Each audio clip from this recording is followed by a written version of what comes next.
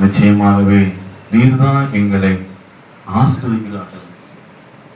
அதிலே அவருக்குள் இருக்கவங்களுக்கு நீ அழுது கொண்டு இராய் வார்த்தையின்படி வாழ்க்கையில எப்பொழுதும் அழுகை அல்ல ஆண்டவரே.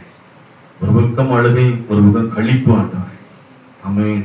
வாழ்க்கையில நல்ல ஆண்டவரே மகிழ்ச்சியும் சமாதானம் இருக்கும்படி இயேசுவின் நாமத்திலே நாங்கள் ஆசீர்வதிக்கிறோம் தகப்பனே.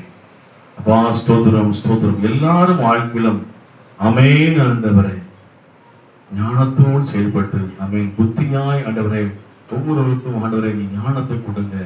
ஆமென். பரிசுத்தம் கொடுங்க, உண்மை கொடுங்க. கர்த்தருக்குள் ஓடணும் தான். ஆமென் ஆண்டவரே.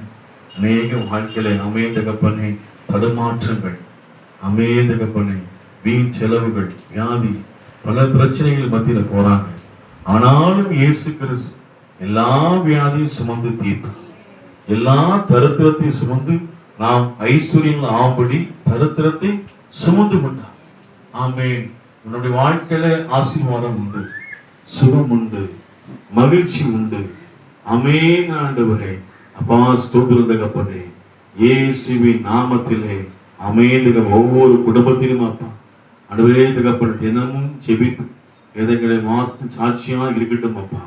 சபையிலே மாத்திரமல்ல குடும்பங்களிலும் மகிழ்ச்சி உண்டாகட்டும். அதுக்காக நன்றி.